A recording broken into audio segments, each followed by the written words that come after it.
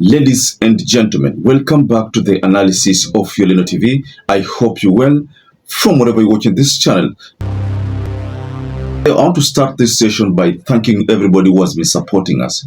You have made this channel grow by your subscriptions, by liking. Thank you so much. If you are not subscribed, please subscribe because we need you to help us grow this channel. Now, I want us to go straight to an interview that was conducted in one of the leading mainstream media stations. And in this interview, KIPRUTO ARAP Kirwa was the one who was hosted. Imagine, Fred, if in the fullness of time, Rigathi Gachagua is vindicated that some of the grounds that were laid against him will not meet the threshold of the law. What would be the position of KINDIKI? It will look so awkward that you have been occupying an office when the occupant of that particular office did not go through fair justice. There is a case that is still in court, and based on the court's calendar, that case is set for hearing on the 7th November. And mind you, if the courts decide to term that the impeachment was not properly handled, rest assured that the law requires that a reversal be done. A reversal means KINDIKI goes back to his CS for interior security. Rigathi Gachagua goes back to his position as a deputy president. But of course, we know that is not going to happen. Still on these submissions, he talks about Ruto's style of governance and leadership. And he pokes holes on that style of leadership and says that Ruto has a tendency of micromanaging, and he also has a tendency of advising his advisors. And as a result, the biggest concern from KIPRUTO ARAP Kirwa is that Professor KINDIKI, who is the deputy president, will most likely just be a flower girl. So my worry is that yes, Professor KINDIKI may be a very nice person, maybe somebody who has gone to school very well, but will he have the space to advise the president? When we know our president advises his advisors on how to advise him. Because you see, the issue of GNCs and the way he behaved, I realize the president has not been taking the benefit of a nice report.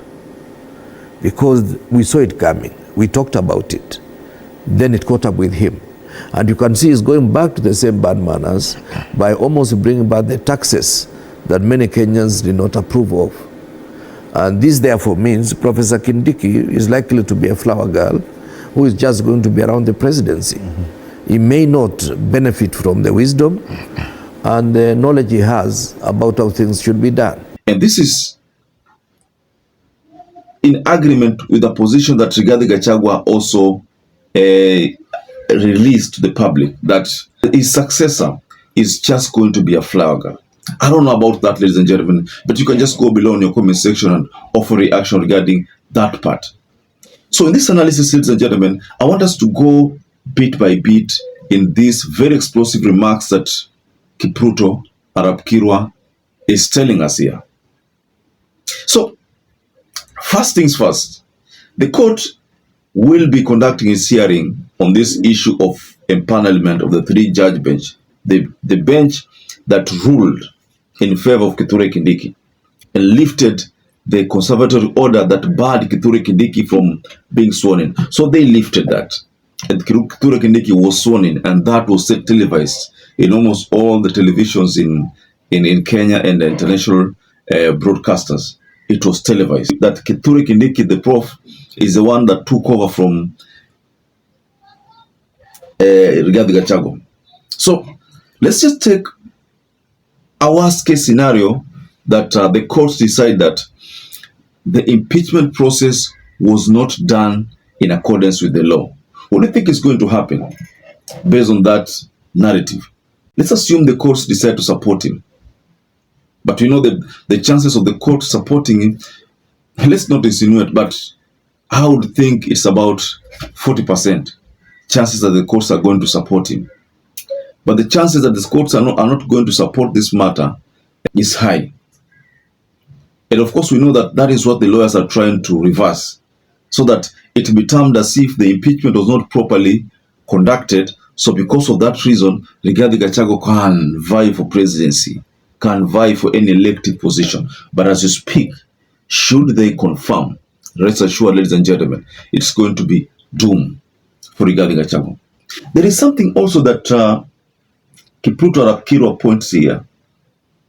We all know the style of leadership, Rigathi's style of leadership, how he used to do things. I think probably the reason why he could not, be on the same page with William Ruto, because he crafted himself as a Mr. Truthful Man, meaning he could tell William Ruto things without missing his words. Now, Ruto doesn't want someone who talks to him in that matter. That is why you find that in this interview, KIPRUTO ARAP Kirwa says that Ruto has a tendency of advising his advisors. To advise the president. When we know our president advises his advisors on how to advise him. Maybe this is why some of these advisors have been blamed to be not to be advising William Ruto the correct way, and some of them have been blamed that because they don't advise William Ruto the correct way, the country has found itself being led on the wrong direction. But there are many political pundits who argue that that is not the case. These advisors could be advising him, but his style of management is a bit different from people like the former president Mwai Kibaki. If you look at the style of leadership of Mwai Kibaki, style of leadership of Uhuru and Mwai Kibaki literally gave their ministers, cabinet secretaries, chance to work without, some sort of micromanagement. The person who is given more credit on this issue of giving ministers time to work is Mwai Kibaki. But if you look at the style of leadership or governance of William Ruto, he is not the kind of person who wants to leave things to the cabinet secretaries to do on their own. So this is what KIPRUTO ARAP Kirwa is telling us, that Ruto has a tendency of following up on each and everything, even going to an extent of dealing with the juniors. Let's take for example, there's a time last year 2023 when Ruto had I think there was the ministers, the cabinet secretaries were signing those performance contracts, and in that meeting President Ruto told the cabinet secretaries that if it reaches a level where he knows more than them, then it means there's a problem. And then there was word that someone, just rumored that most likely Ruto has insiders and he works with the cabinet secretaries. So the cabinet secretaries are forced to be on toes, to be updated with literally each and everything.